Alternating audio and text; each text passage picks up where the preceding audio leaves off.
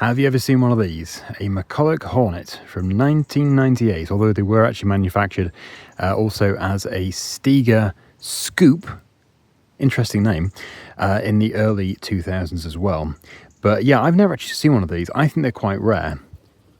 And I quite like it because it is really, really small. And that means that it can be extremely efficient for doing various things such as collecting leaves. But we do have a problem. There is a catch. And that is that we've got the start of the chute that comes off the deck, but we don't have the chute extension and we don't have the bag, the collector. I've searched around, can't find the used ones, can't find any new ones. So this is a slight problem for collecting, but I did have a bit of a brainwave, not much of one I know, but a tow behind sweeper. 52-inch tow behind sweeper. So I've got one of them coming because I want to keep this. I want to keep this as a really good leaf collecting machine, as I do need one. It would save a lot of leaf blowing, especially with autumn coming up. And yeah, we obviously need to do a bit of work because there's no tow hitch, but I'm sure I can fit one. Just fit a generic tow hitch. But before we can do that, before we can fully adapt this into a full-time leaf sweeper, we need to sort out some engine issues. Yeah, this is all residual oil which just leaks out of the rocker cover, and it's all very, very grimy. And of course, I don't know if it runs. I don't know what issues this machine has, but I am determined to get this as a fully operational machine regardless of what it needs. The cover literally just lifts off. Really simple. And you can see we have there a Briggs & Stratton Intech Diamond Edge overhead valve engine. And I did actually have a quick look and I couldn't really see a lot of oil. There is some oil, but there's not much. It is tilting this way, so it's actually showing more than it was before. It wasn't within the safe marks before. And it does have fresh smelling fuel as well. So I strongly suspect that this is either going to run, or somebody has, tried to get it running and it didn't fire. So we'll have to see. That didn't really narrow it down, did it? It's going to run or it's not. Yeah, that makes a lot of sense. Just taking the steering wheel off because when I turned it, I realised that something wasn't right. Look at the bend in that shaft. That should be straight. So that is another problem I need to address.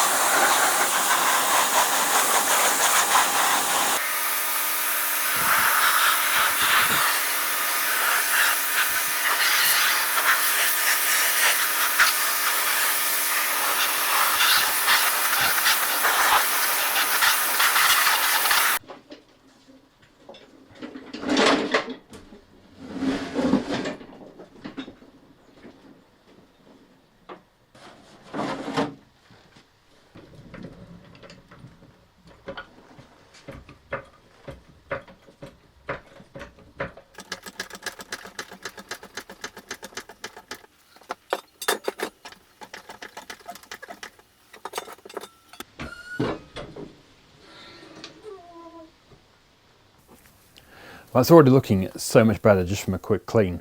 But now we do have the rocker cover, which I'm going to change the gasket on. Part number 691890. Just put some paper towel in here.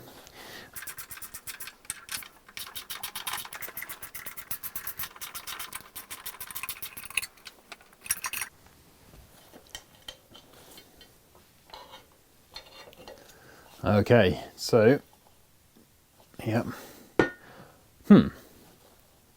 What is this? That's not a genuine gasket, that's a homemade gasket. There's the original gasket, it's got two gaskets on it. This one is some packaging. Well, this is interesting to see. It requires 900 watts for 30 seconds and serve piping hot. Delicious. What a lovely gasket. Right, and then for the second gasket, which, yeah, I think that one was just literally put over the top of. This one hopefully is going to come off in one piece. I really hope it does. Not looking too promising. No, okay. Right, okay, so that is the majority of that one off. I'm just going to quickly clean things up nicely and then we can fit the new one. And whilst we're in here, it would make sense to check the backlash of these valves, the valve clearances.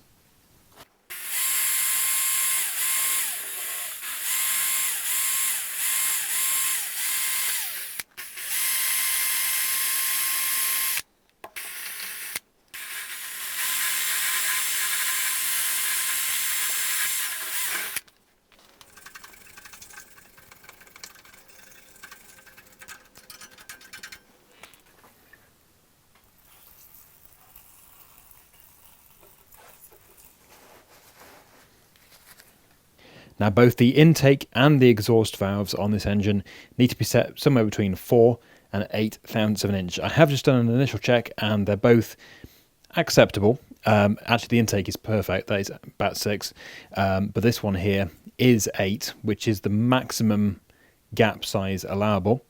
So I might just tighten it up ever so slightly, just to make sure we don't have any issues in the near future.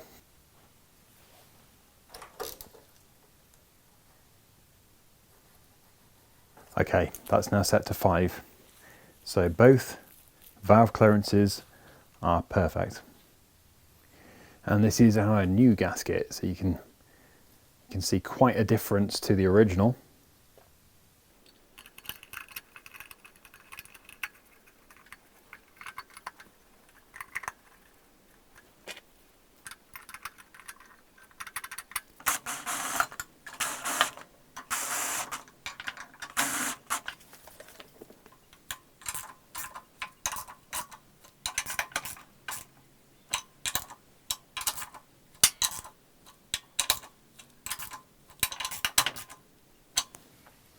And there we have it. That is the rocker cover leak done. So next what we need to do is get that tyre fixed. I've got an inner tube here. Not going to fit that though until I've inspected the inside of that tyre, otherwise we'll get another puncture because there's probably a thorn still in there. And then, yeah, then we can start looking at whether or not this engine is going to run. Now I know it's going to seem weird fixing the tyre first, but there's no point in trying to get that running when it's not sitting at the right level. I need to get the right oil level. So it'll only take me a second to sort out that tyre. So let's get that off and let's get the new tube in.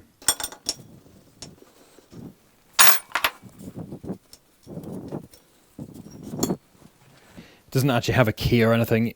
You just literally put the bolt through the rim and then that just locks the rim to the shaft. And luckily, it wasn't stuck. Always a nightmare when they get stuck.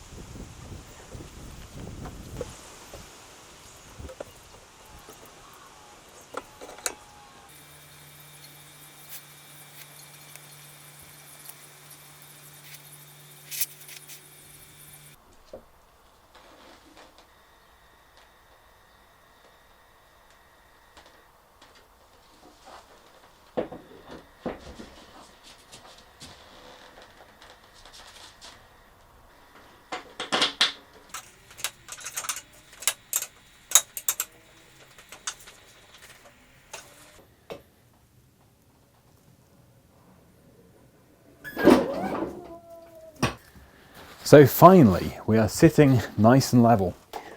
Let's get the actual oil level reading. So, it is low, as you can see. We're not even in the safe mark, but at least it's registering. Like most engines that I come across don't even register. So I'm thinking I might just top it up this time because I'd like to circulate all the oil and then drain it out to change it. So we'll just top it up. So just going to put the smallest amount into there because the thing is, it is registering. So that means it doesn't need too much to get it into the safe marks.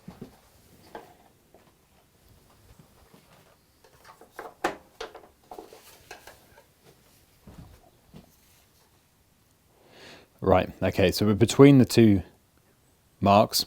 We're within the safe area. So technically that is actually enough. No seat sensor on this one. So as far as I'm aware, we're all dead. Yeah. Right, so yeah, we'll change the battery, and then if it still doesn't do anything, then it's probably the solenoid.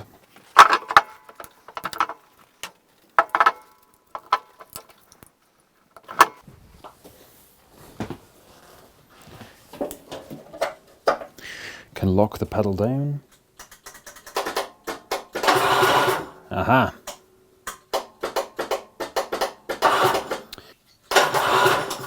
So how are we doing for petrol? We've got enough, and it actually looks really clean. Good. Okay then, well, I'm ready to give it a go. Let's take it outside. I think it's almost dark out there, but yeah. Let's give it a go anyway. I'm not waiting until tomorrow.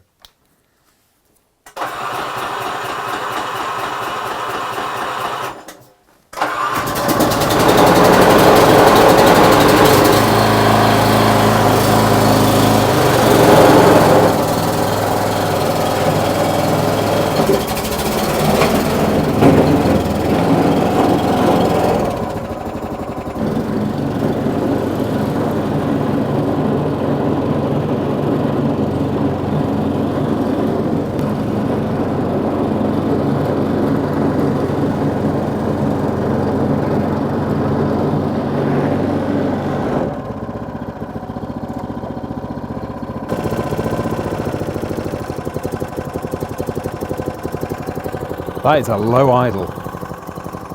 Wow. Considering I've done not very much to that, that's impressive.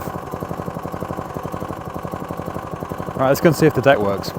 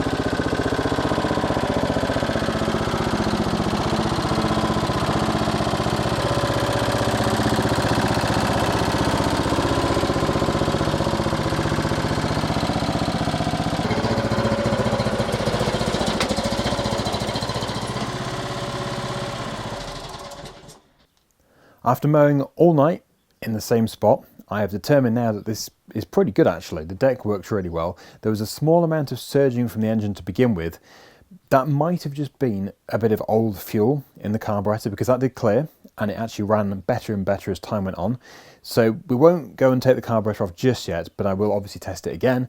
And if it does surge again, I'll be cleaning the carburetor. But the next thing I want to address is this steering column, because it is bent and it does make it very, very tricky to steer.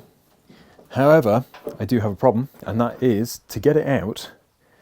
We have to get this top part of the shaft, which is just below here. We need to get this top part of the shaft through this bushing, and the problem is, it is the top part of the shaft which is bent. So that's going to probably prevent me from getting it through the bushing. It's a bit of a nightmare, because I want to put it in a press. I don't really want to go whacking it with a hammer too much. Bit of a nightmare there, but I will just remove the split pin. There is a split pin just underneath the steering column, and hopefully once that's removed we'll get some movement, but we'll just have to see. Yes, this is my issue. This was my concern. It can't drop through the bushing because that top piece is bent.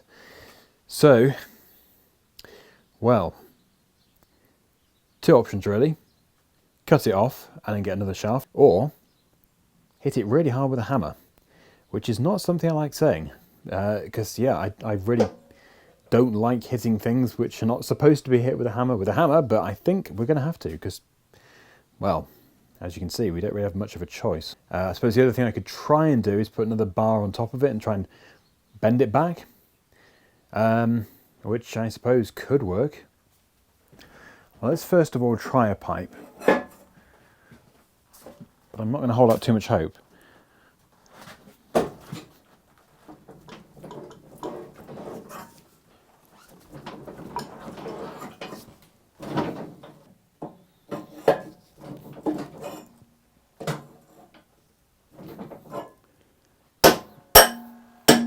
That did work quite well. But that's good, because that definitely beats just whacking it aimlessly with a hammer.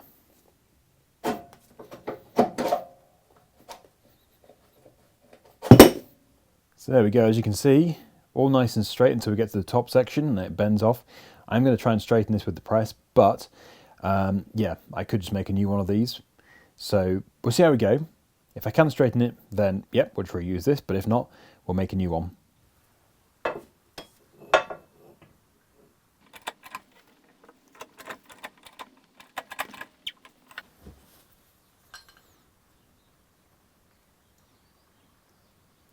Get in there.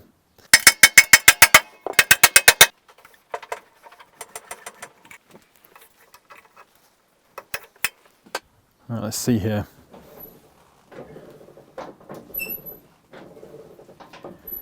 Yeah, that's actually pretty good. There is a very, very slight bend, which is only even noticeable if you're looking for it.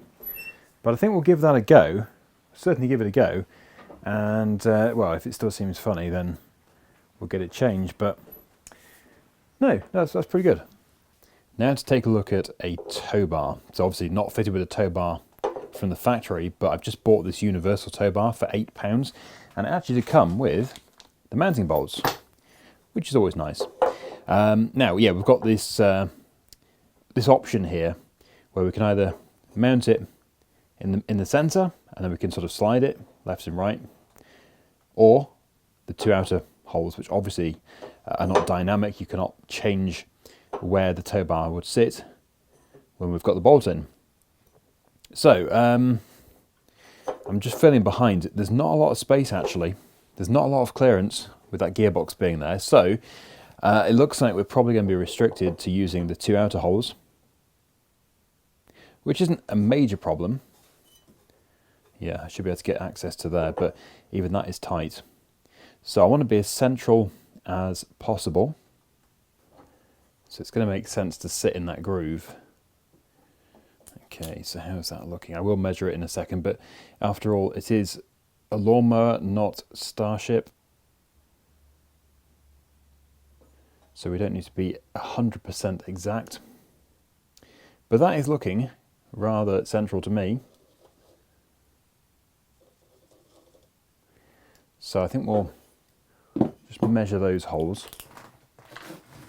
So the first one is 131 millimeters from the edge, and the second one is 130. Wow. So it's within a millimeter, roughly. I think we're going to be okay. Okay, right. So yeah, we'll go with that then.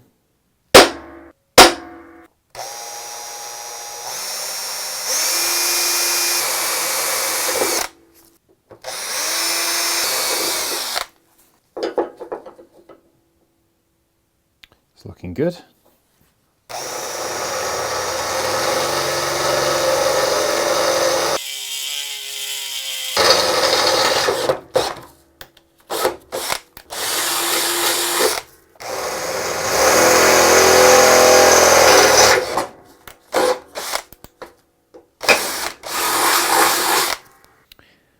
I'm actually going to stick with an 8mm because this one is actually part threaded and the chassis is not that thick, neither is the tow bar, so I'm never going to be able to fully tighten it. So just going to replace these anyway with M8s.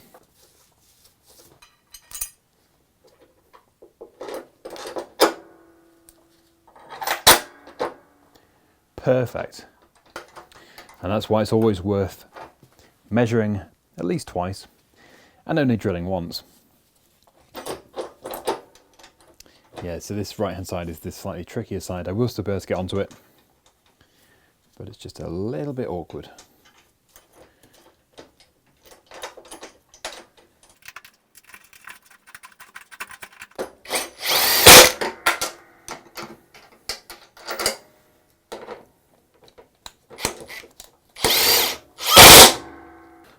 Done.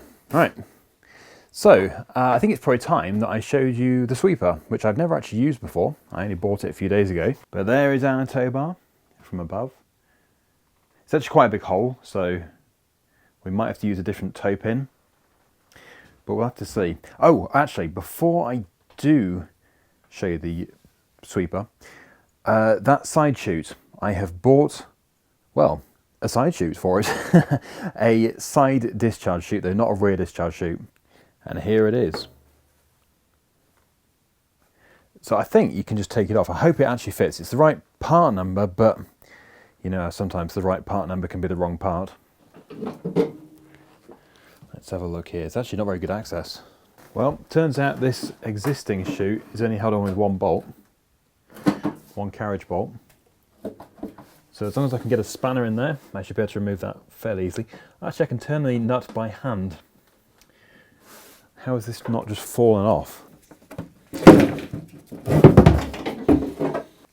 And although this video is not really about the deck, it's a good opportunity to have a look at the blade. It's got these big lifters on it.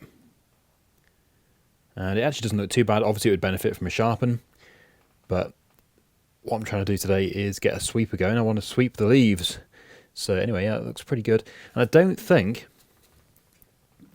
the deck is rotten anywhere. Hopefully it isn't.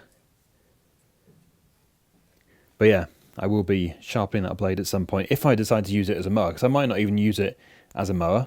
Yeah, it's going to beat just throwing all the grass up into the air and back over onto the mower. That is if the chute actually fits. Looks like it will do. Brilliant. Okay. Yep, those holes align. Perfect. And I hate saying it in the videos because it's almost embarrassing to say, but this thing, I couldn't find it used anywhere. But it cost £84, British pounds. Ah, dear. Anyway, let's get it fitted. So this is what was in there. Just a screw. And I'm going to replace it with a carriage bolt, which as you can see has got the square bit underneath the head. Nice and smooth so the blade doesn't contact it and it won't rotate when I try and tighten it. And then for the top, so I don't have to mess around with washers, I have got nuts, nylock nuts with integrated washers.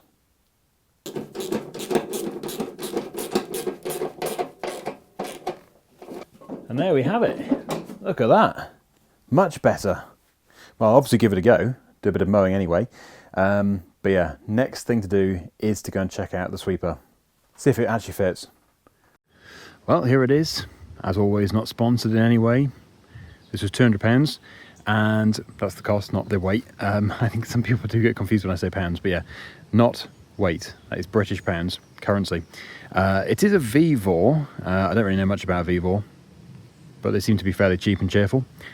And let's have a look at this hitch. Got some spacers. You do have a toe pin.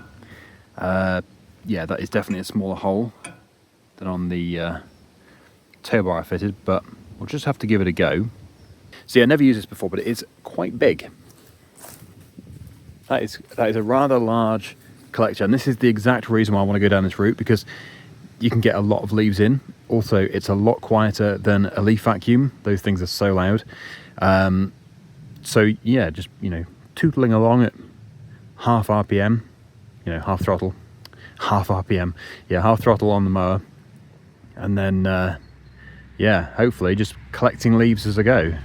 So this should be a good solution for cheap leaf collection. There's the brushes in there. Never touch the ground. So we'll see how good it is. Here's what I was using before. Little handheld one, which actually, to be fair, did a pretty good job. It was just slow because it was filling up so quickly. We've still got quite a lot of leaves up there, and then we'll have a load of willow. Let's just give it a go.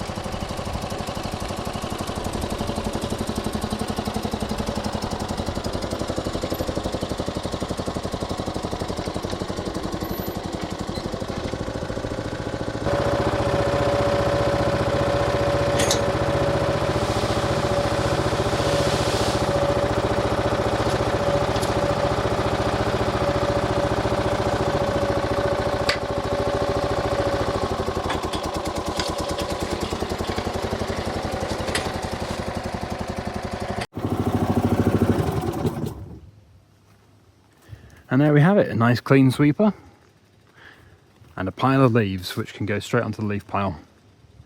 So it was pretty good. I think more speed would help. It might have been set slightly too low as well, but it collected them. but I did have to go over the same area twice. I think nothing would beat a vacuum for actually clearing every single leaf, guaranteed, or almost guaranteed. But it's not a bad alternative, and it's cheap on fuel, and it doesn't take long. It's nice and wide. So anyway, that can go onto there. Now, let's go and mow with the mower, and we'll see the side discharge chute in action.